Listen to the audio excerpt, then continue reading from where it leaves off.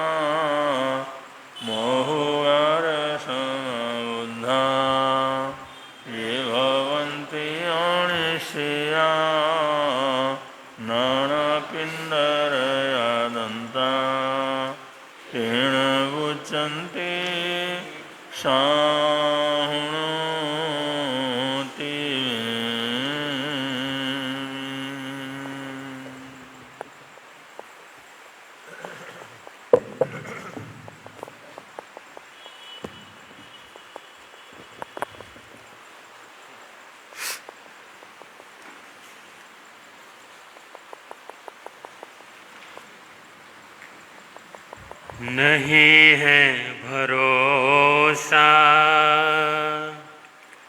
जरा जिंदगी का, मजा लूट बंदे प्रभु बंदगी का, मजा लूट बंदे प्रभु बंदगी का। नहीं है भरोसा जरा जिंदगी का, मजा लूट बंदे प्रभु बंदगी का,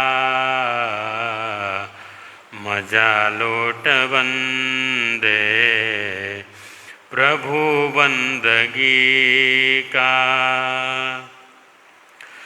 निकलता है सड़कों पर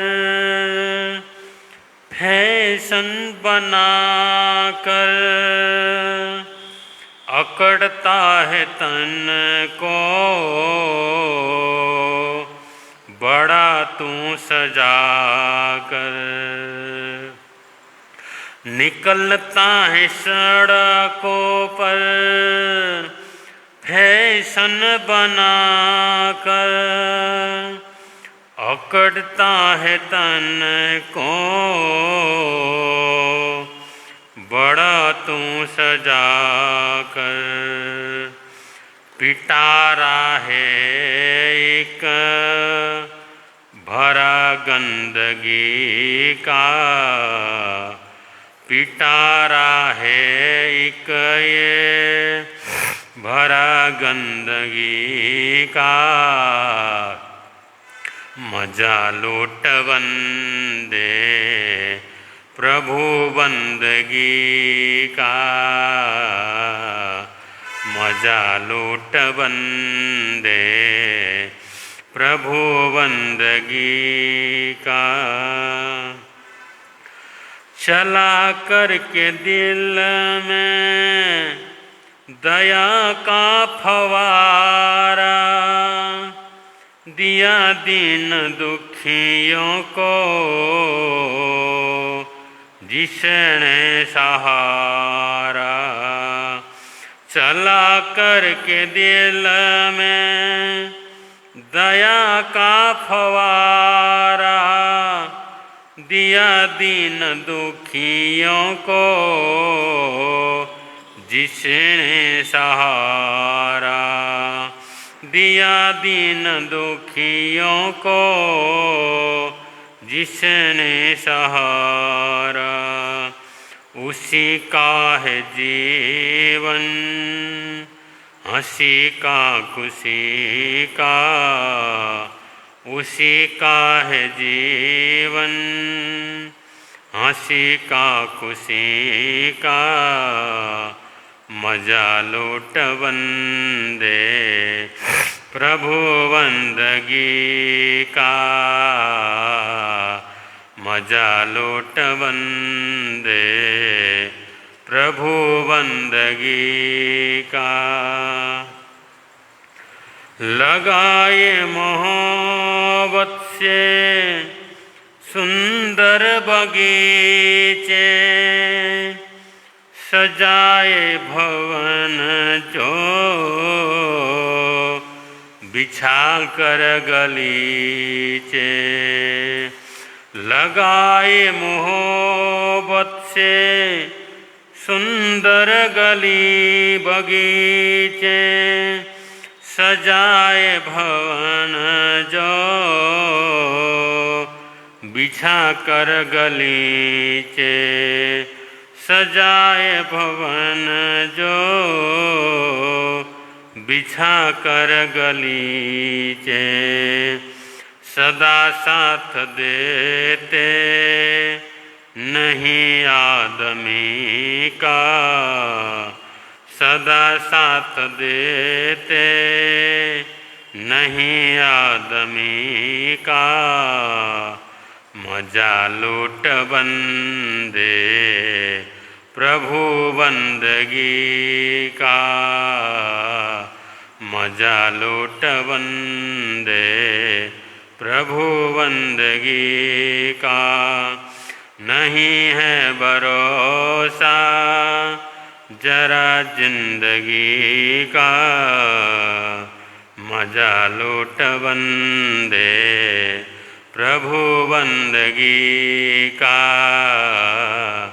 मजा लूट बंदे प्रभु बंदगी का।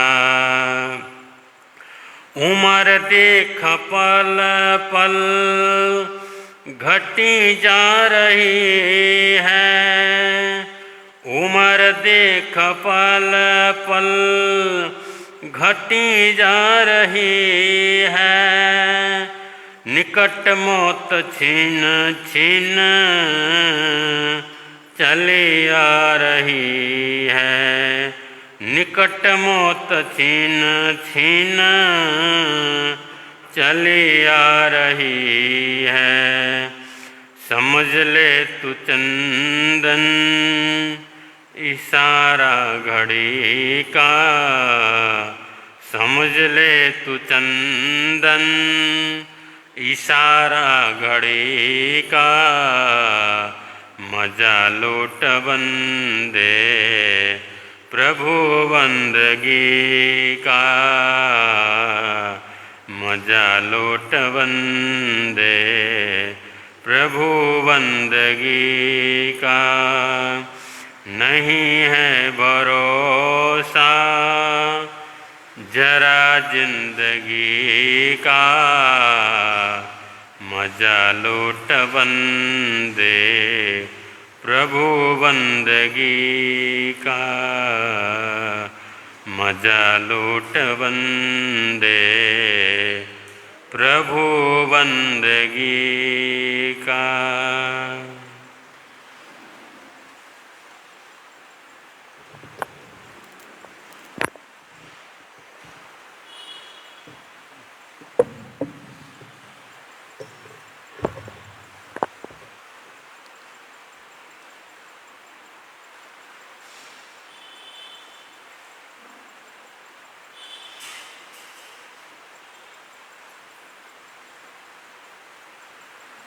नमो मंगलमुखे ठाम आहेन शासन जमो तव देवा वित्तम नमं संति जस धम्मे संयमनो। दुनिया के चराचर जीवों पर कर्मों ने जाल बिछाया। क्या साधु गृहस्थ क्या बाल वृद्ध बस कोई न बचने पाया। अति शुभ कर्मों के आने से संतों का समागम मिलता है। जिन वाणी श्रवण करने से दुख जन्म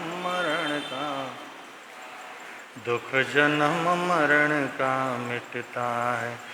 समय नदी की धार की जिसमें सब बह है। समय बड़ा तूफान प्रबल पर्वत झुक जाया करते हैं। अक्सर दुनिया के लोग समय में चक्कर खाया,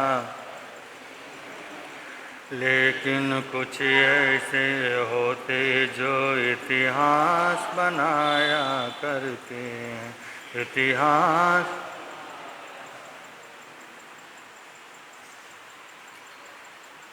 अनंत अनंतोपकारी त्रैलोक्यनाथ शासन के महाप्राण शरमण भगवान महावीर स्वामी को स्मरण करते हुए आचार्य भगवान परमाराध्य गुरुदेव के चरणों में वंदना। मंचासीन नेपाल हिंद गौरव वाचनाचार्य प्रभार उपाध्याय डॉक्टर श्री विशाल मुनि जी महाराज साहब के चरणों में कोटिश वंदन। आदरणीय मुनिराज, प्रिय श्रोताजन, चातुर्मास कल्प के उपलक्ष्य में वीतरांगवाणी चल रही है। उसी श्रृंखला को थोड़ा सा आगे बढ़ाएं। उससे पूर्व हम सब लोग रल मिल करके अपने आराध्य देव के चरणों में अपनी भावना समर्पित करेंगे। भगवान तेरी आराधना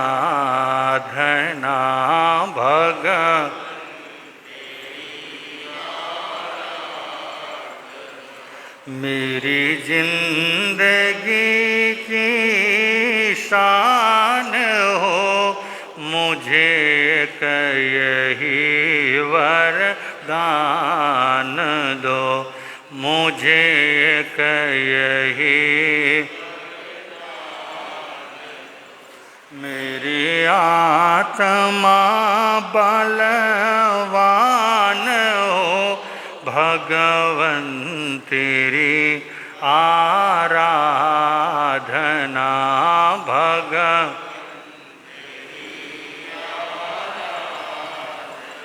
मुझे सुख की कोई परवाह नहीं, दुख में भी निकले नहीं, मुझे सुख की कोई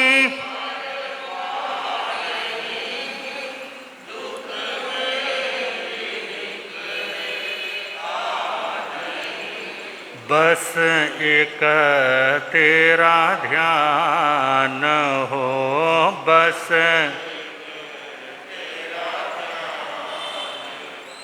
होठों पे तेरा नाम हो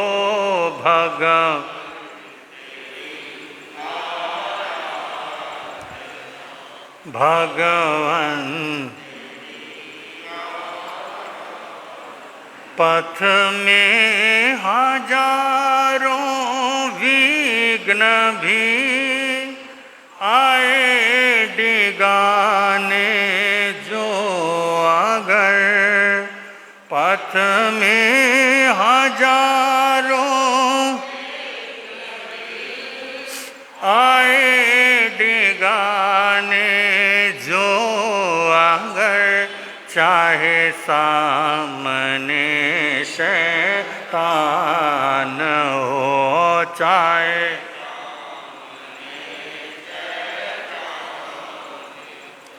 मेरे प्राण भी कुर्बान हो भगवन तेरी भगवन तेरी आराधना।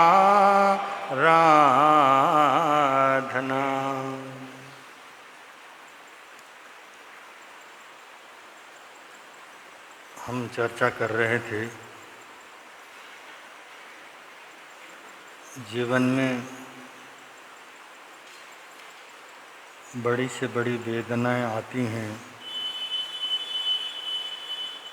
उन वेदनाओं को शरण देकर के उससे हमें मुक्ति देने वाला संसार में कोई भी शक्ति होती नहीं है। कभी कभी हमारी अज्ञान अवस्था ही हमें ये सोचने के लिए मजबूर कर देती है कि हमारी जो जीवन की यात्रा है और इस जीवन की यात्रा में जो भटकाव हमें मिल रहा है या हम लोग भटक रहे हैं, और ये भटकती हुई अवस्था में भी हम लोग रस लेना प्रारंभ कर देते हैं। ये जीवन यात्री उसकी अज्ञानता के कारण या हमारी अपनी अज्ञानता के कारण भटकाव को भी हमने अपने मोह के कारण उसके प्रति हमारा लगाव बन जाता है। जब लगाव हो जाता है, इस भटकाव में भी हमको सुख खोजने में सुख तो मिल नहीं रहा है, सुख को ढूंढने में, सुख खोजने में और अपनी यात्रा को हम लंबा कर देते हैं। ये मोह का कारण और इससे हमारा जो रास्ता लंबा हो रहा है, हमें समझ में नहीं आता कि मुझे कौन से रास्ते की पर चलना है। अगर समझ में आता भी है तो हम अनेक प्रकार के बहाने ढूंढ करके उस रास्ते पर चलने को तैयार नहीं होते, राजी नहीं होते हैं। जब जीवन में भीषण समस्याएं आती हैं और ऐसे भीषण समस्याओं में भी हमें मन में जो भाव उठता है और उन वेदनाओं के समय में वेदनाओं से मुक्त होने के लिए जो हमारे मन में भाव उठता है कि अब हमारी सहन शक्ति जवाब देने लगी है, एकमात्र रास्ता उसको दिखाई देता है, वो रास्ता है मृत्यु का शरण। जीवन के शरण में नहीं, हम तो मृत्यु का शरण ढूंढ लेते हैं और मृत्यु का शरण ढूंढने वाला व्यक्ति ज्ञानी नहीं, उसको हम अज्ञानी ही कहेंगे। जैसे आप लोग एक घटना के माध्यम से सुनते आ रहे हैं और आपके समक्ष वो घटना चल रही थी। अनाथि मुनि के पूर्व अवस्था को हम सुन रहे थे। धन इतना था उनके पास, उनके पिताजी के पास, कि पिताजी ने देखा कि पुत्र की वेदना बढ़ती जा रही है तो उन्होंने अपने तिजोरी का मुंह खोल दिया। बड़े से बड़े हाकिम और वैद्यों की व्यवस्था कर डाली। संसार के किसी भी कोने में अगर उसकी औषधि मिलती हो, उन औषधियों को लाने की व्यवस्था उन्होंने कर डाली। धन का अभाव नहीं और स्वयं सेवा करने के लिए परिवार का हर सदस्य तत्पर है। कहते हैं बंधु, धन रोग से त्राण नहीं दिला सका। अनाथि मुनि को धन त्राण न दिला सका और न ही पिताजी का वात्सल्य रोग से बचा पाया। और एक माता होती है, जब अपने परिवार के सदस्यों का या अपने पुत्र के कष्टों को देखती है तो अपने से अधिक उस पुत्र से वात्सल्य और ममता उसकी होती है। उसकी इतनी ज़्यादा ख्याल वो रखती है, परंतु माता का इतना अधिक दुख का अनुभव भी उसको सुख न दे सका। एक तरफ पत्नी लाचार खड़ी है और उसने हर तरह का तरकीब अपनाया, श्रृंगार को उसने छोड़ दिया और साथ साथ में अपने पति को उस कष्ट से बाहर निकालने के लिए बंदो आंसू भी बहा रही है, अनेक प्रकार की देवी देवताओं का स्मरण भी कर रही है। सारी उपाय बिल्कुल असफल हो जाती हैं और जितना जितना प्रार्थनाएं चल रही हैं, जितनी जितनी दवा दी जा रही है, जितनी उसकी व्यवस्था की जा रही है, उतना ही उनका रोग और आगे बढ़ रहा है। और ये घटनाएं हम इसलिए सुनाते हैं और इन घटनाओं को हमें बार बार स्मरण में इसलिए लाना चाहिए। ये अवस्था उस व्यक्ति की अकेले की नहीं है, पर हम तो ये समझ बैठते हैं कि ठीक है, अनाथि मुनि ने पूर्व जन्म में कुछ ऐसे कर्म किए होंगे इसलिए उनके साथ ऐसा हुआ होगा और हमारे साथ तो ऐसा नहीं होगा। परंतु ऐसा नहीं, तो वक्त नहीं लगता है, इसके लिए कोई समय नहीं लगता है। न जाने कब किस समय कौन सा रोग आक्रमण कर ले, क्योंकि आप सुन ही रहे थे हमारे जो एक एक रोम राशि में 2.25 रोग रहते। पुण्य उदय है और पुण्य उदय के कारण सारे हमारे रोग शांत हुए, हमारे रोग शांत हुए पड़े हैं। जब हमारा पुण्य समाप्त होगा, न जाने कहाँ से कौन सा रोग उत्पन्न होगे और हमें वेदना देने वाला होगा। परंतु यही अवस्था क्या हो रही है और वो व्यक्ति तड़फ रहा है और सोचता है कोई न कोई व्यक्ति तो मुझे क्या कर दे, सुख दे दे। परंतु कहीं कोई उसको शरण नहीं मिला। तब महावीर का सत्य उसके सामने क्या हो जाता है, आगे खड़ा हो जाता है। देखा, भगवान महावीर ने कहा कोई किसी को शरण दे नहीं सकता, तुम स्वयं, तुमने जो कर्म किए हैं उन कर्मों को तुम्हें स्वयं को भोगना होगा। ये महावीर का सत्य है। और महावीर का सत्य जब सामने आकर के खड़ा हो जाता है तब उनको लगा एक तरफ इतनी व्यवस्था करने वाले व्यक्तियों का समूह है और एक तरफ मेरे शरीर की बीमारी है, मेरे शरीर का रोग है, परंतु रोग क्या है, बीचों बीच में खड़ा है और वो टस से मस क्या होता है, नहीं हो रहा है।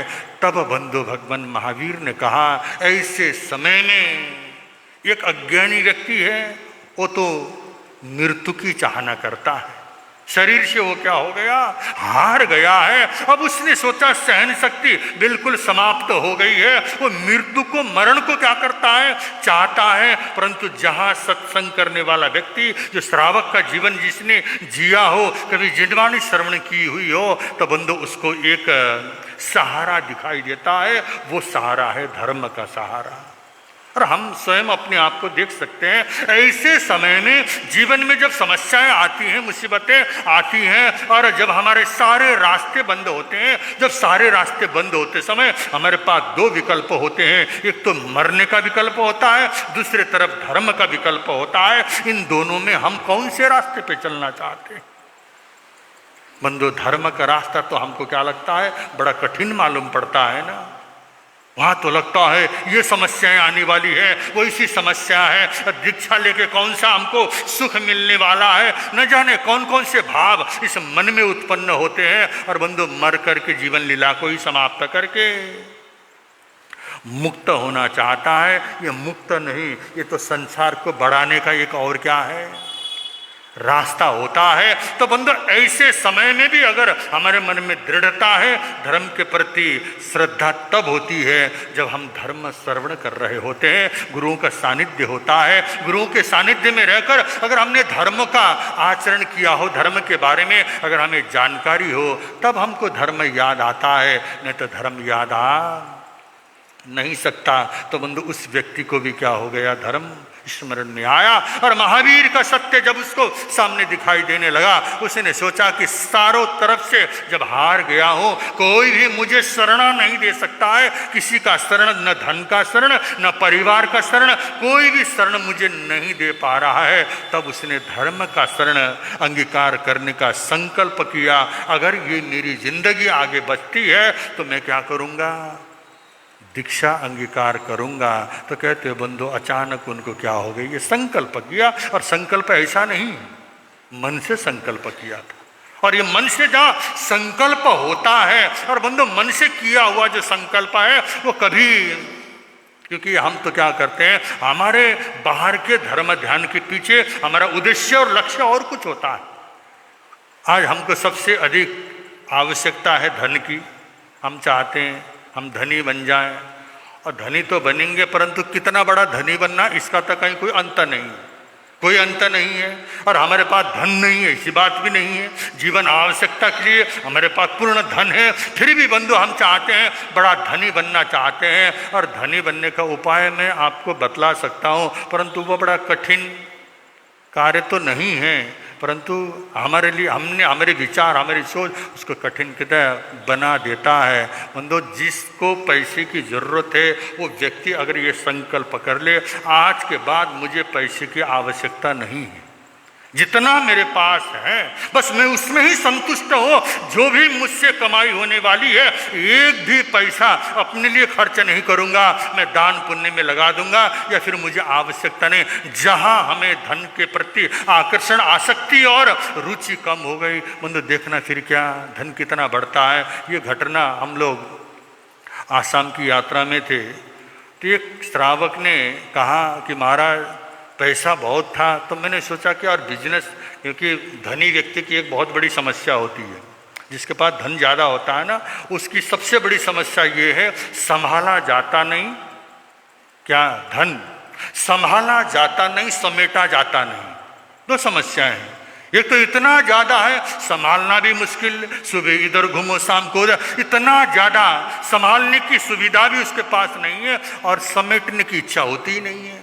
चलो अब कम से कम मेरा जीवन के लिए तो काम मेरा हो गया, अब मैं क्या कर दूं, इसको समेट लूं। समेटने का भाव नहीं आता। हमारी तो इच्छाएं और बढ़ती हैं, और क्या करता रहूं मैं, बिजनेस को बढ़ाता रहूं, धन को संग्रहित करता रहूं, ऐसा भाव आता है। तो उस एक व्यक्ति ने कहा, हम लोग सिलीगुड़ी में थे, उन्होंने कहा कि महाराज मेरे पास पैसा था, बच्चों को मैंने अपने जिम्मेदारी से मुक्त कर दिया कि उन लोगों के पास जो भी व्यवस्था करनी थी कर दिया। उसके बाद मैंने संकल्प किया बिजनेस तो नहीं छोड़ूंगा, और जो भी मेरे अब आने वाली जो कमाई होगी उस कमाई का एक पाए भी मैं क्या करूंगा, अपने लिए खर्च नहीं करूंगा, और उसका मुझे दान पुण्य में ही लगाना है। तो मतलब इतना ज़्यादा धन आना शुरू हुआ, उसके बाद तो रखने की जगह नहीं। तो उसने क्या कर दिया, स्थानक की जगह ले ली और बहुत बड़ा स्थानक अकेले ने खड़ा कर दिया।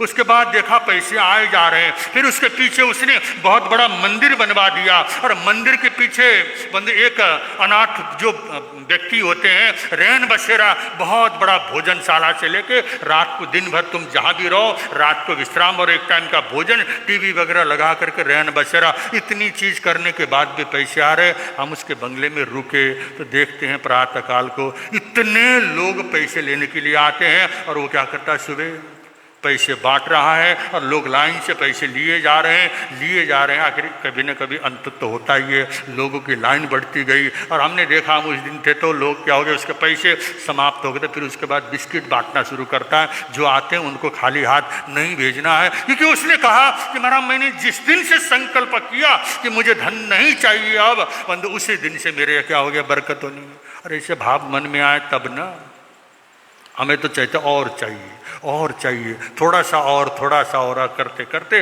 बंधु उसका कहीं कोई अंत क्या होता है, नहीं होता है। तो बंधु जहाँ हमारे अंदर क्यों अगर सहन शक्ति आ जाती है, अशांति को स्वीकार करना ही सबसे बड़ी शांति। कहते हैं ना, हमको आनंद चाहिए, शांति चाहिए, और शांति कहीं कोई वस्तु नहीं है, किसी वस्तु में नहीं है। अशांति को स्वीकार करना ही सबसे बड़ी क्या है, शांति होती है। और यही हालत हुई अनाथ मुनि ने। और बंधु रात के समय में जब उन्होंने संकल्प किया, अगर मैं इस वेदना से मुक्ति पा लूंगा तो मैं बचूंगा, तो मैं जिन शासन में समर्पित होऊंगा, महावीर के धर्म को अंगीकार करूंगा, ऐसा संकल्प किया होगा। और बंधु करते ही रात को कब नींद आई पता नहीं चला। प्रातःकाल को उठता है तो बंधु एक भी कहीं कोई शरीर के अंदर वेदना नहीं, बिल्कुल स्वस्थ होकर के क्या हो गया। नहीं तो हम लोग तो क्या करते हैं, हम तो सोचते कि अब करना क्या। एक आदमी ऐसा ही था, उसने बहुत अच्छा बंगला बनाया, और बंगला बनाने के बाद अब बंगले की सुख भोगने का समय आया था, तब से बीमार हो गया। और बीमार हुआ, और बीमार होने के बाद सोचने लगा बंगला तो बनाया और बंगला हो भी गया, और बंगले में रह करके आनंद की अनुभूति कर रहा था, क्योंकि मन से बंगला बनाया था। अब बंधु शरीर में बीमारी आ गई, और सोचने लगा कि बंगले का सुख क्या करूंगा। और उसकी इतनी ज़्यादा वेदना हुई, लगा उसको बिल्कुल सामने मौत दिखाई दिया। तो रात को भगवान से उसने भी प्रार्थना की, ये प्रभु अगर मैं बच गया ना, ये जो मैंने बंगला बनाया सारा बंगला बेच करके दान में लगा दूंगा। ऐसा संकल्प कर लिया उसने, और संकल्प किया तो उसको भी नींद आ गई, और दूसरे दिन उठा बिल्कुल स्वस्थ हो गया। अब उसको दूसरी चिंता थी, और अब बंगला बेच करके मुझे दान में देना पड़े तो रहूंगा कहाँ, पर बेचना तो पड़ेगा। भगवान है, उनको तो पता है, और लोगों को पता नहीं, लेकिन भगवान को तो क्या है, पता है। और भगवान को पता, उसने विज्ञापन निकाला कि मेरा ये बंगला, नया बंगला बिकाऊ है। जब बंगले के बेचने की बात हुई, लोगों ने सोचा कहीं ना कहीं कोई समस्या आई होगी, तो 2-4 लाख कम में ही क्या करेगा, हमें ये बंगला मिल सकता है, चलो इसको खरीद लेते हैं। लोग खरीदने के लिए आए, तो उसकी शर्तें थी, ये बंगले के साथ तुमको कुत्ता भी खरीदना पड़ेगा। उनका ठीक है, कुत्ता भी खरीद लेंगे। तो उसने कीमत लगा दिया, बंगले की कीमत 100 रुपये और कुत्ते की कीमत 5 लाख बोला। ये चालाकी है। व्यक्ति क्या करता है, बुद्धि से सोचता है मैं दूसरों को ठग रहा हूं, उसको ये नहीं पता, ये थोड़ी सी तेरी जो चालाकी है ना, तो सोचता मैं दूसरे सामने वाले को बेवकूफ बना रहा हूं। कोई सामने वाले को बेवकूफ नहीं बना रहा होता, तो स्वयं क्या हो रहा है, बेवकूफ बन रहा होता है। बुद्धि हर व्यक्ति को मिली हुई है, उसको हमने चालाकी में क्या करना है, प्रयोग करना है या दूसरे के लिए उपकार में लगवाना है, ये तो हमारी अपनी विवेक और हमारी बुद्धि होती है। उस व्यक्ति ने विज्ञापन निकाला, लोग खरीदने के लिए आते हैं, 5 लाख का कुत्ता और 5 रुपया का। लोगों के सारे का ध्यान उधर चला गया। मैं वही देख रहा था कि यहाँ ऐसी व्यवस्था नहीं है कि कोई एक भी व्यक्ति नया आया तो हम सारे क्या करते हैं, ध्यान इधर उधर से भटकते हैं। तो हम अगर प्रवचन सुन रहे हैं तो सीधा अगर आप प्रवचन सुनने में लगाओगे तो कुछ समझ में आएगा, नहीं तो क्या करता है, पड़ोसी से हमको क्या करना पड़ेगा, पूछना पड़ेगा। तो बंदो, उस व्यक्ति ने कहा कि 5 रुपया में बंगला, 100 रुपया में बंगला और 5 लाख का। जब उसने बेचा, बेचने के बाद फिर भगवान की तरफ मुंह भी करता है, क्योंकि जो चालाक व्यक्ति होता है, ठग व्यक्ति होता है, वो सोचता है कि मेरे से ज़्यादा बुद्धि किसी के पास नहीं। उसने भगवान की तरफ देख के कहता कि हे प्रभु, मैं तुझसे चालाकी नहीं कर रहा हूँ, ये तेरे बंगले के 100 रुपया इधर रख रहा हूँ और मेरे जो कुत्ते के 5 लाख रुपये मेरे जेब में ले करके, और वो 5 लाख रुपया फिर अपने क्या करने लगा, प्रयोग में। तो इस तरह की जो चालाकी है और इस तरह का जो धोखा है, हम सोचते तो हैं हम दूसरों को धोखा दे रहे हैं, कोई व्यक्ति दूसरों को धोखा नहीं देता, स्वयं अपने आप को क्या करता है, धोखा देता है। परंतु अनाथ मुनि की अवस्था ये नहीं थी।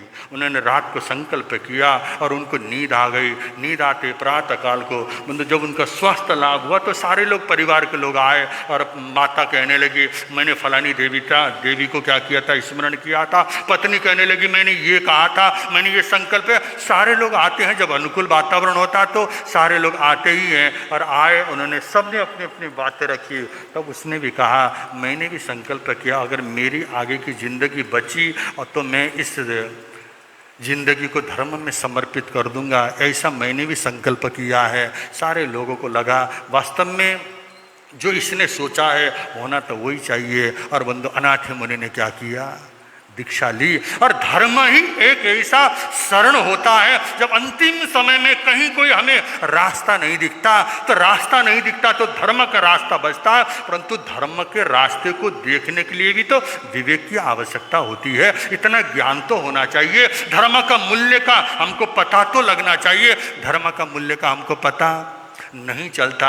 इसलिए सत्संग की आवश्यकता होती है, धर्म श्रवण की आवश्यकता होती है, गुरु की शरण की आवश्यकता होती है। और हम लोग जाते हैं दुनिया भर के शरण में जाने की अपेक्षा प्रभु कहते हैं तुम स्वयं अपनी शरण में जाओ। और अपनी शरण को जानने के लिए तुमको बंधो धर्म के मूल्य को समझना पड़ेगा। इसी तरह की घटना श्रेणिक चरित्र के माध्यम से आप सब लोग सुन रहे हैं, उसको थोड़ा सा और आगे बढ़ा रहे हैं। श्रोता सुन लो ध्यान लगा कर श्रेणिक चरित्र सुना, चरित्र सुनाते हैं धर्म की। श्रोता सुन लो ध्यान लगा कर श्रेणिक इच्छित वस्तु माग कुमार में तुम्हें अभी दे देता। पंचेंद्रिय को अभय दान दो 8 दिवस में कहता। श्रोता सुन लो ध्यान लगा कर श्रेणी का चरित्र सुन। तो बंधो, महाराजा ने जब राजकुमार श्रेणिक से कहा कि हे कुंवर, तुमने इतना बड़ा कार्य किया है, राष्ट्र की समस्याओं के ऊपर जो एक उस राष्ट्र के पर जो एक विपत्ति आई थी उसका तुमने समाधान किया और जनता की सुरक्षा के लिए तुमने बहुत बड़ी भूमिका खेली है। तो तुम्हारा गौरव बढ़ाना हमारा कर्तव्य होता है। तुम मांगो, जो भी चीज़ तुम आज मांगोगे हम वो वस्तु तुमको देने को तैयार हैं। ऐसा जब राजा ने स्वयं ये कहा वरदान मांगने के लिए, तब बंधु महाराजा राजकुमार श्रेणिक ने सोचा कि ये अच्छा मौका है। अगर मेरी पत्नी जो नंदा का दोहला उठा है उस दोहले को पूरा करने के लिए इससे सुनहरा अवसर दूसरा हो नहीं सकता।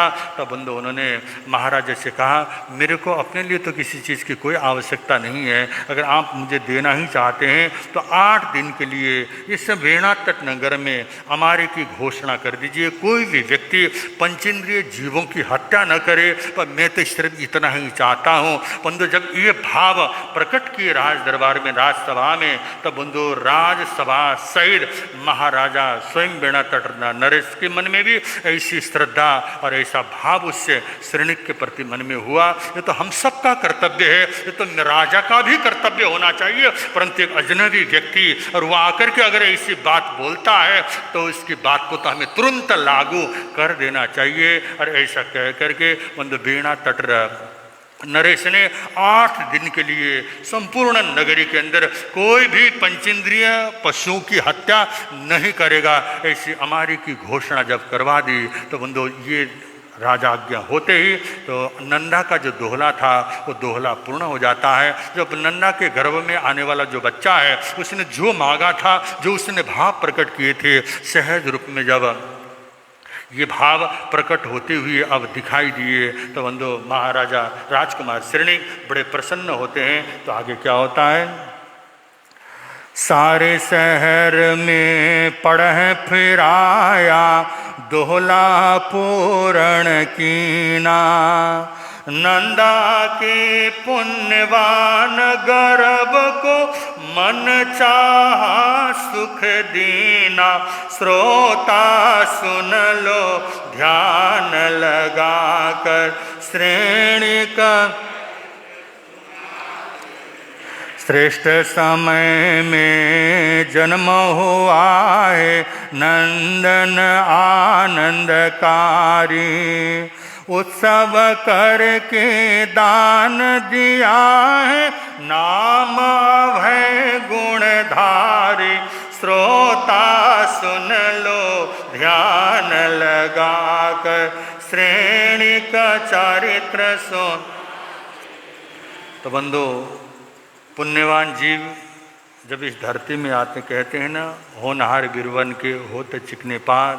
जो व्यक्ति होनहार होता है, होनहार आत्माएं जब संसार में आती हैं तो कुछ न कुछ अपना लक्षण देती हैं, अपने लक्षण को पहले ही वो बतला देती हैं। ऐसे इस बालक ने भी आकर के ऐसा संदेश दे डाला और 8 दिन तक हमारी की घोषणा हुई और पंचेंद्रिय वध का जब न होने का ऐलान वहाँ पर होता है तो बंधु बड़ा खुशहाली का वातावरण बना और नंदा कुमारी भी बड़ी प्रसन्न होती है।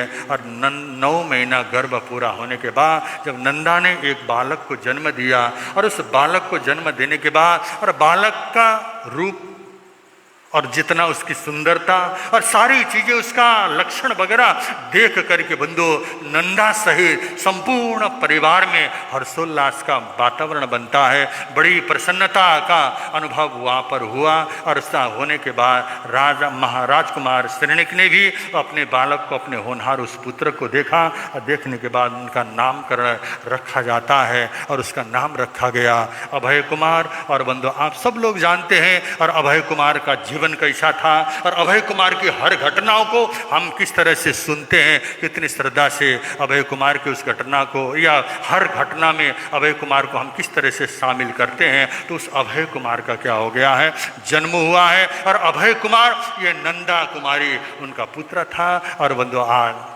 उसके जन्म के बाद कैसा माहौल बना और किस तरह का वातावरण वहाँ पर हो रहा होगा, क्योंकि पुण्यवान जीव इस संसार में आते हैं तो बंधु हर तरफ चारों तरफ खुशहाली का वातावरण तो बनता ही है और मानसिक और शारीरिक सभी प्रकार की समस्याएं समाप्त होती हैं। इस तरह से वेणा तट नगर में राजकुमार श्रेणिक का ये जीवन आगे बढ़ रहा है और अभय कुमार के साथ साथ और बंधु हर्षोल्लास के वातावरण के साथ साथ अब आप और हम सब लोग देखेंगे कि राजगिरी नगरी में, क्योंकि राजकुमार श्रेणिक के उस राजगिरी नगरी से बाहर निकलने के बाद उस राजगिरी नगरी के अंदर क्या माहौल बना और उस तरह का माहौल क्या बनता है और राजगिरी नगरी की व्यवस्था क्या है, उस राजगिरी नगरी की व्यवस्था को देखने के लिए, क्योंकि पुण्यवान जीव जब किसी जगह से चला जाता है, कभी कभी कोई पुण्यवान जीव घर में जन्म लेता है तो पूरे घर में, उस परिवार में एक खुशहाली का वातावरण और सुख शांति का वातावरण बनता है। बंधु, पुण्यवान जीव चला जाता है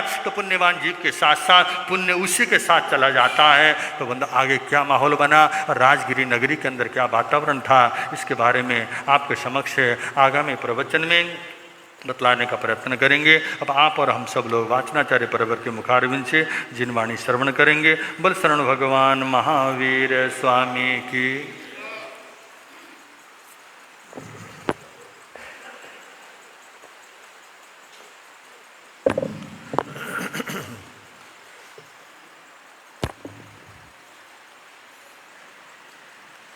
त्रिभुवन पीड़ा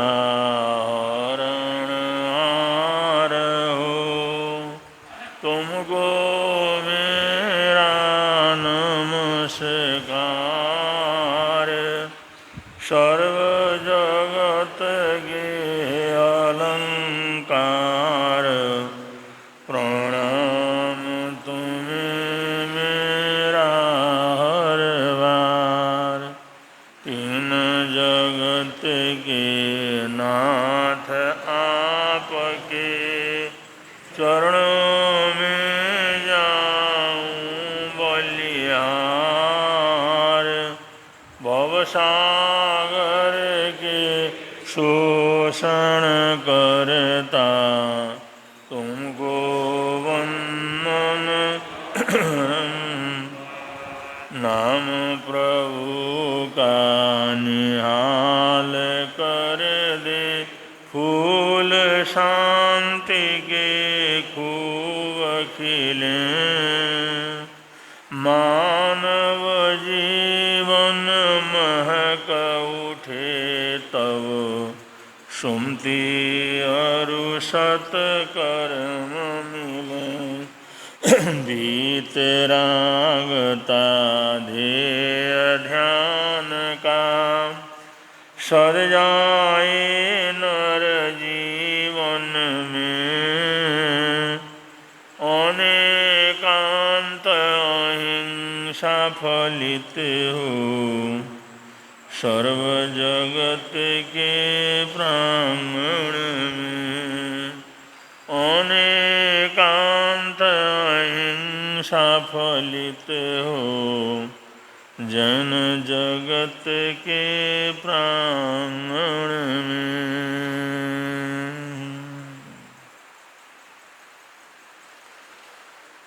प्रसंग चल रहा है संलीनता तप का।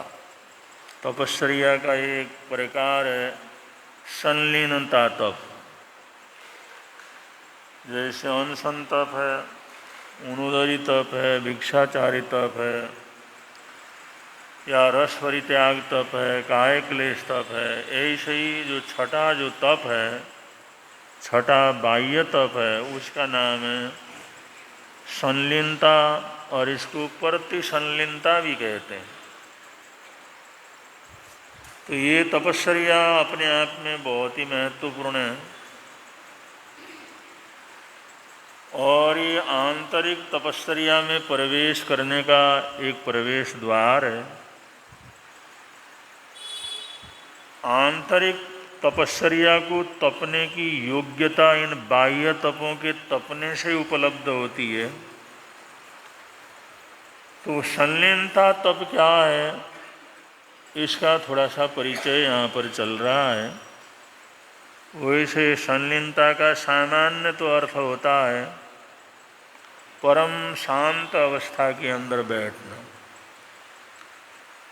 हम शरीर से भी शांत हों, विचारों से भी शांत हों, मन से भी शांत हों, और अपने श्वासोश्वास से भी शांत हों, और प्राणों से भी शांत हों। तो इतने शांति का अभ्यास करने के बाद चेतना आत्मा की शांति घटित होती है।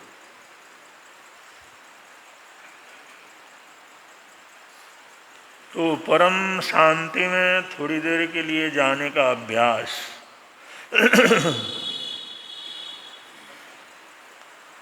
इसके लिए शास्त्रकार कहते हैं हम जितने शांति का अभ्यास करते हैं उतना ही जीवन के अंदर यत्न का या होश का अभ्यास करना होता है। ध्यान से बेहोशी नहीं बढ़ती, होश बढ़ता है। अगर होश बढ़ता है तो हमारी ज्ञान की भी वृद्धि होती है, समझ की भी वृद्धि होती है, यादाश्त की भी वृद्धि होती है और उसका एक अलग ही आनंद भी जीवन के अंदर रहता है। लेकिन हम लोग खाते हैं तो बेहोशी में खाते हैं, चलते हैं तो बेहोशी में चलते हैं, कोई कार्य करते हैं तो भी हमारा होश नहीं रहता, वह रूटीन से करते रहते हैं। शास्त्रकार कहते हैं रूटीन से नहीं करना, होश से करना है। जैसे एक बच्चा जब आँखों को खोलता है तब देखता है दुनिया को, किसी भी दृश्य को इतना आकर्षक होकर के देखता है, इतना प्रसन्नतापूर्वक देखता है, इतने आश्चर्य से देखता है, तो उसको देखने से ही लोग बड़े प्रसन्न हो जाते हैं। एक बच्चा जब माँ को देखता है या पिता को देखता है, भाई बहनों को देखता है, उसको देख करके ही हमारा हृदय एक प्रसन्नता से भर जाता है। अगर कोई छोटा सा बच्चा हमारी तरफ एकदम देखे और देखता है तो एकदम नवीनता से, बिल्कुल नई चीज उसके लिए होती है, तो उस देखने का भी हमारे शरीर के ऊपर, हमारे अवयवों के ऊपर, हमारे मन के ऊपर बड़ा गहरा प्रभाव पड़ता है। और वो बच्चा हमारे को देख करके अगर मुस्कुरा देता है तो हमारा रोम रोम प्रसन्न हो जाता है। किया क्या? उसने देखा है ना। और ऐसा देखना धीरे धीरे आगे जाकर के ख़त्म हो जाता है। वो 4 वर्ष का, 5 वर्ष का बड़ा हुआ और बराबर का हुआ, वो देखता है तो फिर लोग डर जाते हैं, अरे कैसे देख रहा है। वही बच्चा जिसके देखने से हमारे रग रग के अंदर प्रसन्नता छा जाती थी, वही बच्चा जिसको जो देखता था हमारी तरफ तो हमारे शांति पड़ जाती थी, हम सब कुछ भूल जाते थे, वही बच्चा धीरे धीरे जिस समय बड़ा हो जाता है, फिर अगर वो हमारी तरफ देखते हैं तो पढ़े क्यों देख रहा है, वो डर लगने लगता है, भयभीत होने लगता है। अगर उसमें प्रेम से देखा तो फिर भी ठीक है, अगर क्रोध से देखा, नाराज होकर के देखा, तो ये नहीं पता लगता, पता नहीं अब क्या महाभारत होएगा। तो देखने देखने में कितना अंतर है। तो हमारा देखना ऐसा हो जैसे वो नन्हा सा बालक हो जिसने सबसे पहले देखा, दुनिया को देखा। ये तब होता है जब आदमी परम सरलता के अंदर हो, परम शांति के अंदर हो, संलिप्तता के अंदर हो। वो देखता है, उसे देखने से ही पता नहीं कितने लोगों के तकलीफ, दुख, दर्द दूर हो जाते हैं। लेकिन ये देखना तभी होता है जब स्नेह से भरा हुआ, और शास्त्रकार तो कहते हैं होश से भरा हुआ, यत्न से भरा हुआ। तो यहाँ पर शास्त्रकार कहते हैं कि हमने ऐसी शांति का अभ्यास करना है, और थोड़ी देर के लिए, 5 मिनट के लिए, 10 मिनट के लिए हम इस तरह से बैठें, इस तरह से लेटें, इस तरह से खड़े हों, हमारे शरीर का एक भी हिस्सा, शरीर का मन के अंदर कोई चंचलता नहीं, हमारे प्राणों में कोई चंचलता नहीं, हमारे श्वास भी बिल्कुल आराम से चल रहे हों। लोग कहते हैं ना गहरे श्वास लो, गहरे श्वास लो, तो गहरे श्वास का मतलब आराम से श्वास लेना। जब ब्लड प्रेशर वगैरह नापना होता है तो कहते हैं भाई गहरे श्वास ले लो, या हार्ट का नापना होता है तो गहरे श्वास ले लो। तो हम जो है अगर हमारे श्वास की प्रक्रिया बिल्कुल शांत हो जाती है तो गहरे श्वास हो जाते हैं, ये शांति का प्रतीक है। और किसी ने ब्लड प्रेशर देखा, देखने के बाद उसने देखा अरे ये तो ब्लड प्रेशर बहुत बढ़ा हुआ है, अगर थोड़ी देर वो लेट जाए या अपने शरीर को शिथिल छोड़ दे, बिल्कुल ऊपर से नीचे तक ढीला छोड़ दे शरीर को, थोड़ी देर हिलन चालन कुछ नहीं, पूरी शांति के साथ अगर 5 मिनट बैठे, न कुछ ऐसा सोचना, न कोई चिंता, न कोई फिक्र, न कोई परेशानी, पूरे शरीर को मन को पूरा ढीला छोड़ दे, 5 मिनट के अंदर ढीला छोड़ दे और दोबारा नाप ले तो उसका ब्लड प्रेशर बिल्कुल ठीक आएगा। या कई डिग्री जो है ऊपर चढ़ा हुआ तो नीचे आ जाएगा। मैंने कहा हुआ क्या? ये अगर हम इस तरह से जो है एक शांति का अभ्यास ही करते हैं 5 मिनट के लिए, तब भी बढ़ा हुआ blood pressure, high blood pressure low हो जाता, नीचे उतर आ जाता। अब ये तो प्रत्यक्ष में हम देख सकते हैं ना उसमें। तो ये शांति का अभ्यास करना, और उसके लिए शास्त्रकारों ने एक बड़ी बात कही है। भगवान महावीर स्वामी ने 2500 वर्ष पहले कहा कि मनुष्य बहुचित्तवान है। मनुष्य के लिए बहुत चित्तता कहा, बहुत चित्तवान है। तो नहीं समझ में आता था बहुत चित्तवान क्या है। चित्त, चित्त का मतलब मन। प्रभु परमात्मा ने आगमों में शुरू में कहा है कि मनुष्य बहुचित्तवान है, मतलब उसके मन बहुत हैं, एक नहीं अनेकों हैं, सैकड़ों हैं, हजारों हैं। यहाँ तक शास्त्रकार तो कहते हैं अनगिनत जो है मन है उसके पास, बहुचित्तता। ये बात पहले किसी के समझ में नहीं आती थी, ये भी कोई बात हुई। मन तो एक ही होता है, हमने तो कभी ऐसा अनुभव किया ही नहीं बहुचित्तता है। तो ऐसी कोई बात आती है तो वैज्ञानिक लोग उसके ऊपर खोज करना शुरू करते हैं। कोई भी चीज़ कहीं शास्त्रों में, कोई विचारों में कोई ऐसी नई चीज़ आती है तो वैज्ञानिक लोग, उनकी जिज्ञासा होती है इसका मतलब क्या है, ये होता कैसे, क्यों होता है, क्या ये सत्य है, क्या ये तथ्य है, क्या वो ज्ञानी थे तो उन्होंने सही कहा है। अब जो है वैज्ञानिक जगत में ये जो है बहुचित्तता, बहुचित्तवान जो आगमों के अंदर वर्णन आया है, मनुष्य बहुचित्तवान है, बहुत मन वाला है, एक मन वाला नहीं है, अनेक मन वाला है।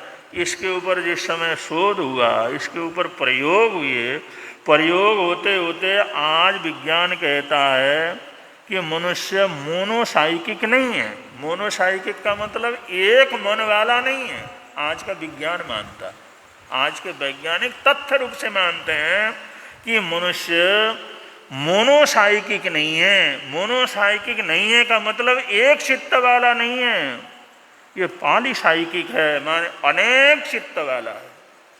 तो वैज्ञानिक जगत मानता है हम लोग अनेक चित्तवान हैं, हमारा एक मन नहीं अनेक मन है। ये अनेक मन होने के कारण से हम अंदर से कुछ होते हैं, बाहर से कुछ होते हैं, बोलते कुछ हैं, करते कुछ हैं।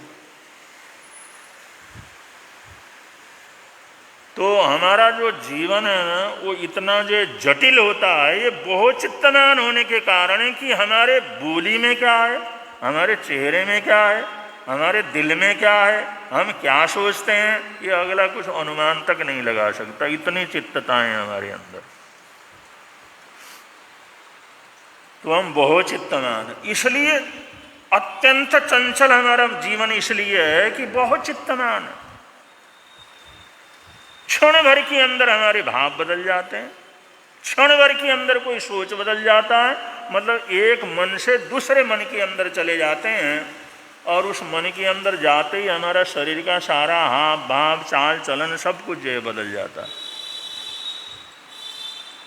एक आदमी अच्छा भला और क्षण भर के अंदर ही, एक क्षण भर के अंदर उसका गुस्सा आया, और गुस्सा आ गया, उसका चेहरा भी बदल गया, आंखें भी बदल गईं, उसके हाथ पैर का हिलन चलन भी बदल गया, चल रहा हो तो चाल पाल भी बदल गया, सब कुछ बदल जाता है। और देखने वाला झट कहता है इसको गुस्सा आ गया। अगर उसको प्रसन्नता हो जाए, खुशी हो जाए, तो खुशी का भाव आते ही उसके शरीर के अंदर सारा कुछ बदल जाता है।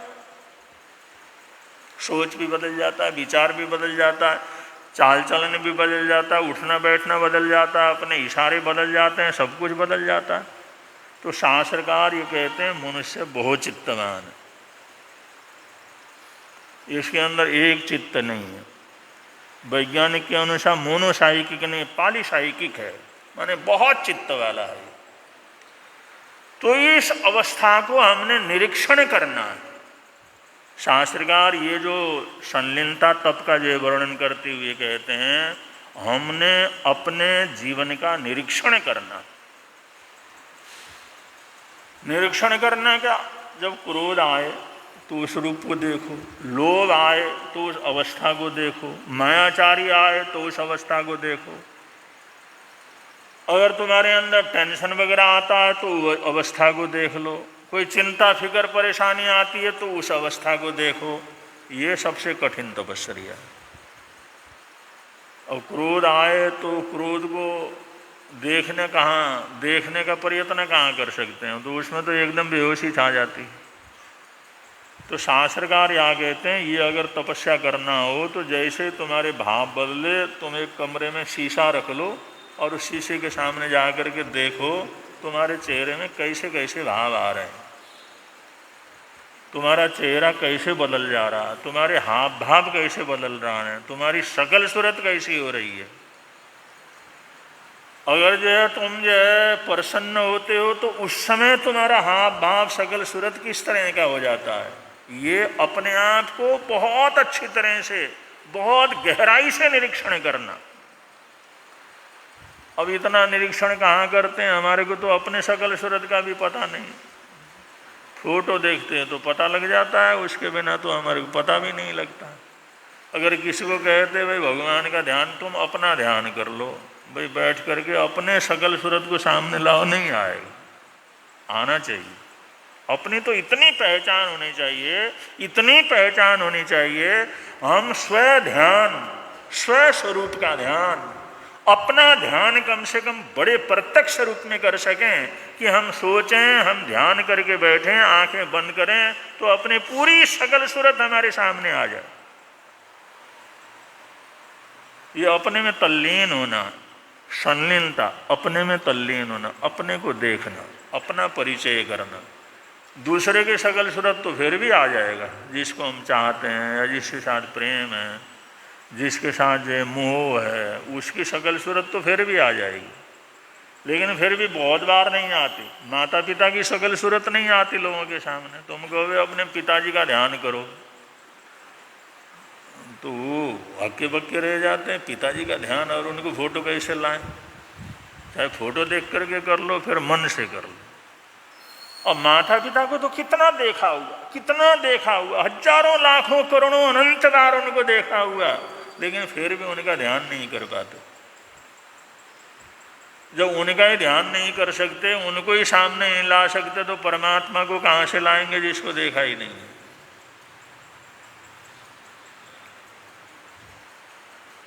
शास्त्रकार संलीनता में कहते हैं भाई फिर बाहर तो बाहर ही है, चाहे माता पिता का हो, चाहे भाई बहन का हो, चाहे परमात्मा को हो, तो तुम बाहर है। इसलिए अपना ध्यान करो। संलीनता के अंदर तो अपने अंदर आओ, अपनी तरफ मुड़ो, अपने को देखो, अपने को पाओ। और तुम्हारे अंदर कोई भी भाव परिवर्तन होता है तो तुम्हारा सकल सूरत किस तरह से बदलता है, तुम्हारे शरीर के हरकत कैसे बदलते हैं, ये साफ साफ तुम्हारे को नजर आना चाहिए। अब ये नजर आएगा तो हम बदल भी सकते हैं। अगर क्रोध में हम कैसे होते हैं, अगर ये हमारे को पता होगा, अगर ये ध्यान रहेगा तो हम उसको बदल भी सकते हैं, बदल भी सकते हैं उसको। तो उसका भी इस अभ्यास इसी के अंदर किया जाता है। इसमें शास्त्रकार कहते हैं ऐसा अभ्यास करो एक्टर की तरह। जैसे एक एक्टर होता है, अंदर कोई प्रेम नहीं है, अंदर कोई अपनापन नहीं है, अंदर कोई राग नहीं है, लेकिन पर्दे के सामने ऐसा प्रेम प्रदर्शन करता है। भाई दुनिया के अंदर ऐसा प्रेम करने वाला तो हमने देखा नहीं। वो क्या करता है? एक्टिंग ही तो करता है, सारा एक्टिंग। अगर ये प्रतिसंगिता तब करने के लिए अगर हमारे मन के अंदर क्रोध आया है, तो उस समय शीशे के सामने खड़ा होकर के हम परम शांति का अनुभव करें कि हम अपने आप को एकदम शांत स्वरूप के अंदर लाने का अभ्यास करें। अंदर क्रोध है लेकिन बाहर से ऐसा एक्शन भी करना चाहिए। वो कहते हैं ऐसा एक्टर भी आदमी बन जाएगा ना, तब भी बहुत कुछ हो जाता, तब भी बहुत कुछ हो जाता। वो आता है ना एक नर्तक का, उन्होंने भरत का जो नाटक करते करते करते करते वो उनको भी केवल ज्ञान और केवल दर्शन हो गए। उनका नाटक करते करते वो ऐसा ही हो गए। जैसे 3 घंटे का 6 घंटे का नाटक था, वो जैसे पूरा किया, आखिर के अंदर जो नाटक करते करते किया, तो उसी अवस्था के उनमें उसको भी वो ज्ञान हो गया, बुद्धत्व की प्राप्ति हो गई। क्योंकि उसने तादात्म्य संबंध इतने कर दिया अपने में और भरत में, जो भेद है कि मैं उनका केवल एक्शन कर रहा हूं, उस भेद को खत्म कर दिया। तो कभी कभी हम इतना गहरा तादात्म्य संबंध बना देते हैं ना अपने अच्छाई के साथ, जो प्रेम का भाव है या क्षमा का भाव है या सहयोग का भाव है या दया और करुणा का भाव है, उन भावों का एक्टिंग करते हुए अगर अंदर से नहीं है, तो थोड़ी देर हम इतने सहज रूप से दया के स्वरूप बन जाएं, थोड़ी देर के लिए इतने करुणाशील बन जाएं हम लोग, थोड़ी देर के लिए इतने स्नेही बन जाएं, इतना क्षमाशील बन जाएं। उसका अगर वैसे नहीं कर सकते तो कम से कम प्रतिसंगिता तप के अंदर इसका अभ्यास किया जाता है। जिससे हम इसका अभ्यास करें तो अभ्यास करते करते फिर उस स्वरूप के अंदर भी चले जा सकते हैं। एक्शन करते करते, किसी का नकल करते करते, किसी का नाटक करते करते वही भी हो सकते हैं हम लोग, उसी स्वरूप को भी प्राप्त कर सकते हैं अगर उसके अंदर तादात्म्य संबंध हमारा जुड़ जाता है। तो बीतराग आसन में बैठना, बीतराग के पोज में बैठना, उनकी जो शालीनता थी उस शालीनता का अभ्यास करना कि जैसे परमात्मा की शालीनता है वैसी शालीनता मैं अपने चेहरे के ऊपर लाऊं, वैसी करुणा हमारे चेहरे के अंदर आए, भले ही अंदर न हो लेकिन बाहर से भी उसका एक्शन कर सकें। अगर ये शक्ति भी बढ़ती है तो कभी भी इंसान क्रोध को क्षमा में बदल सकता है और द्वेष को प्रेम में बदल सकता है, क्रूरता को करुणा में बदल सकता है, अगर ऐसा एक्शन भी कर लेते हैं थोड़ी देर के लिए। और ऐसा अभ्यास तो करना चाहिए। एक साधारण एक्टर कर सकता है तो हम लोग क्यों नहीं कर सकते? करना चाहिए।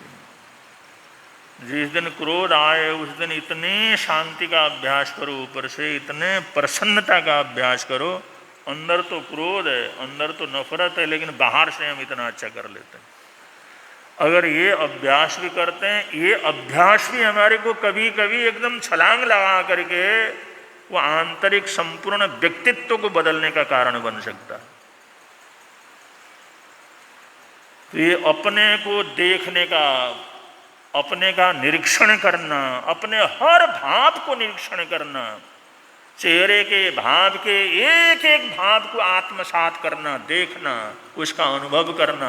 और सबसे पहले तो अनुभव नहीं होता, लेकिन अगर हम शीशे के सामने बैठ कर के अपने चेहरे को पढ़ना शुरू करें, अपने भावों को पढ़ना शुरू करें, उनको गहराई से पढ़ें कि क्रोध में मेरा चेहरा कैसा रहता है, घृणा में मेरा चेहरा कैसा रहता है, बहुत प्रसन्न रहता हूँ, खुश रहता हूँ तो उस समय मैं कैसा दिखता हूँ।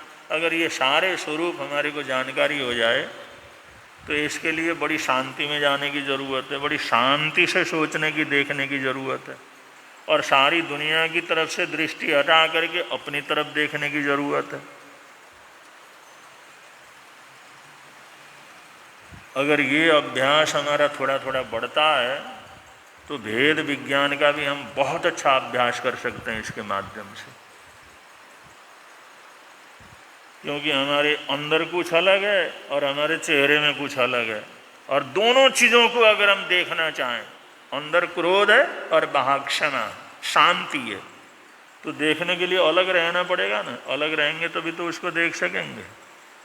तो ऐसे दोनों विपरीत भावों को अगर हम करने लगे, भी हम वचन से क्या हूँ, मन से क्या हूँ, शरीर से क्या हूँ, इसके अंदर मेरी कितनी भिन्नता है, इस बात को अगर गहराई से हम समझने लगें, गहराई से समझने लगें, तो हम अलग हो जाते हैं। तो हमारा शरीर अलग हो जाता है, हमारा मन अलग हो जाता है। इस प्रकार बाहर से देखने की एक कला भी आ जाती है, और ये बहुत जो है गहरी साधना है, जिसको भेद विज्ञान की साधना कहते हैं। ये सब प्रतिसंलिनता तप के अंतर्गत ऐसे अभ्यास किए जाते हैं।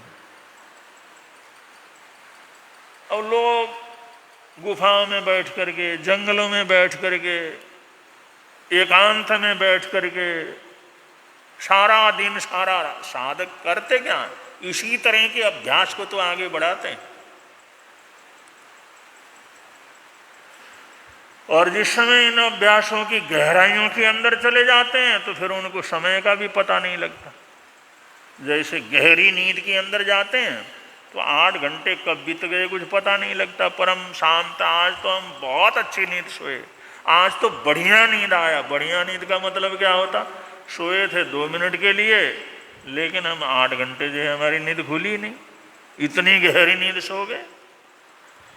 तो जैसे तल्लीनता बढ़ती है ना किसी चीज़ के अंदर, और अपने आप के अंदर जब तल्लीनता बढ़ती है, ये संलीनता का तप जिस समय बड़ा गहरा हो जाता है तो समय कब निकल गया कुछ अता पता नहीं लगता। और इतनी शांति में जो समय निकलेगा, इतनी शांति में समय निकलेगा, तो उस समय के साथ हमारे कर्मों की निर्जरा भी होती चली जाती है। उस समय आने वाले जो दुख दर्द हैं, तकलीफ हैं, परेशानी हैं, वो भी उसके साथ साथ खत्म हो जाते हैं, निर्जरित हो जाते हैं। सब तपस्या निर्जरा तो है। और रात को हम सोते हैं तो उतने देर जो मच्छर ने काटना है, मक्खियों ने काटना है, तकलीफ देना है, परेशानी होनी है, नींद नहीं आना है, भूख लगनी है, प्यास लगनी है, वो सारे के सारे जो कर्म हैं वो भी तो उसके साथ साथ खत्म हो जाते हैं। गहरी नींद आ गई तो उसके साथ साथ वो सारे भी खत्म हो गए। ऐसे ही जितनी गहराई के अंदर हम संलीनता के अंदर चले जाते हैं, समय ऐसा बीतता चला जाता है, और उसके साथ साथ उस समय उदय के अंदर आने वाले जो कर्म दल वगैरह हैं, पाप कर्म हैं, वो भी उसके साथ साथ जो है विलीन होते चले जाते हैं, क्षणिक हो जाते हैं, नष्ट होते चले जाते हैं, और एक आध्यात्म की परम शांति का अनुभव साधक कर लेते हैं। ये प्रति संलीनता का तप का अभ्यास है। अब ये बहुत गहरा अभ्यास है, इसलिए एकदम तो समझ में कुछ आएगा नहीं, लेकिन फिर भी समझने का प्रयत्न कर लेना चाहिए। कुछ बातें और इसके अंदर हैं, आगे आप लोगों को बतला करके और आगे बढ़ेंगे। बड़े प्रेम से आप लोग बोलेंगे, मिलता है आनंद प्रभु की वाणी से, मिलता है आनंद प्रभु प्रवर्तक शांति गुरुवर प्यारे, प्रवर्तक शांति गुरु जीवन नैया के रखवारे, जीवन नैया के जोड़ गए संबंध प्रभु की वाणी से, जोड़ गए संबंध प्रभु की वाणी से, मिलता है आनंद प्रभु। आज का एकासना व्यासना या और कोई पचखान हो तो एकासना व्यासना का पचखान आप लोग ले सकते हैं। आपको मंदान के अनुसार पचखान अर्यंत सिद्ध वर्षन सुवंशा कसमते पड़ी बोस अरे बोस अरे बोस। तपस्या करने वालों को आज की 18 तारीख का जो आइमिल है विधु जैन 119 वालों का है, आए हुए तो पचखान कर सकते हैं। आज के उपवास का प्रत्याख्यान, अगर किसी का आज का उपवास हो, आज का 18 तारीख का जाप है श्री अरहनाथ भगवान को वंदन बारंबार।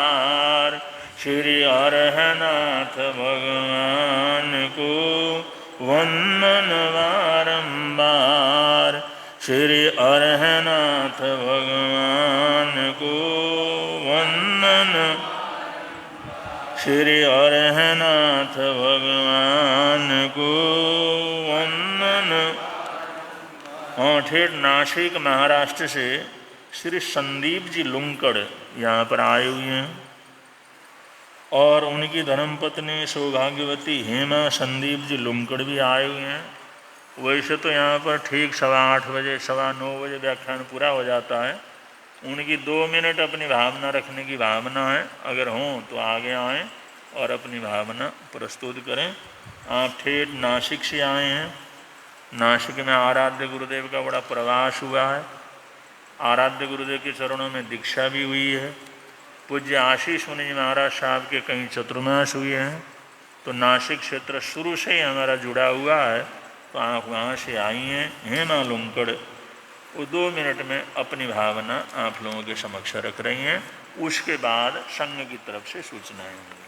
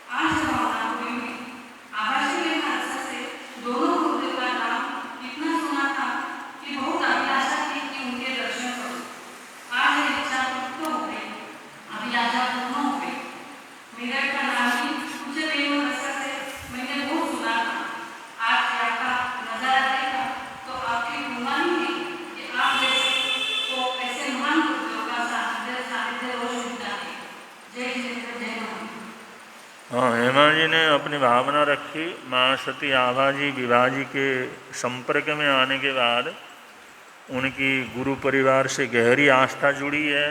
उस भावना को लेकर के आए हैं।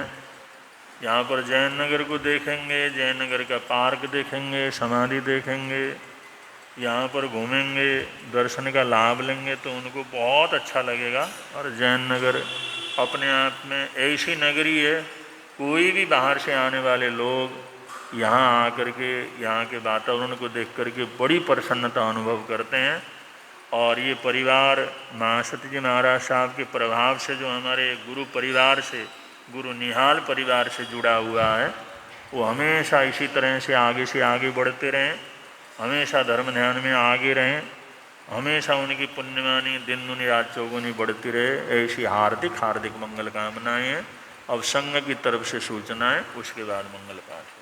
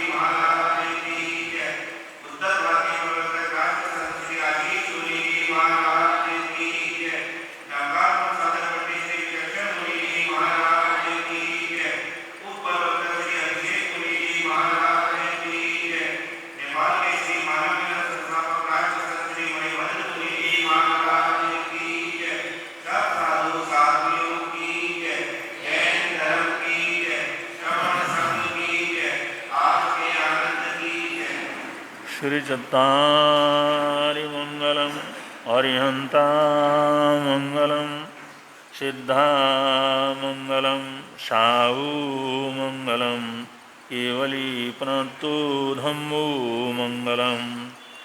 चत्तारि लोकोत्तम अरिहंता लोकोत्तम सिद्धा लोकोत्तम साऊ लोकोत्तम केवली प्रणतो धम्मो लोकोत्तमो।